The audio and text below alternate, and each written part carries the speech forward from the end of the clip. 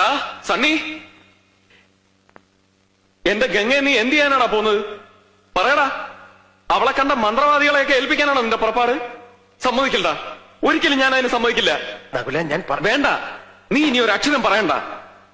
കണ്ടടാ കണ്ടടാ ഞാൻ എന്റെ ഗംഗയെ. ഞാൻ അവളെ കൊണ്ടുപോകും, കൽക്കട്ടയിലോ അമേരിക്കയിലോ എവിടെയെങ്കിലും. പക്ഷെ നിന്റെ കയ്യിൽ ഇനി ഞാൻ അവളെ തരില്ല. എടാ ഞാൻ പറയുന്ന കേക്കാൻ. നീ ഒന്നും പറയണ്ട. വിടാൻ കൊണ്ടുപോകാൻ പറ്റില്ല. സണ്ണി ഞാൻ കൊണ്ടുപോകും. ഞാൻ പറയുന്ന കേക്കാൻ. സണ്ണി വിടാനാ പറഞ്ഞത്. വിടാൻ.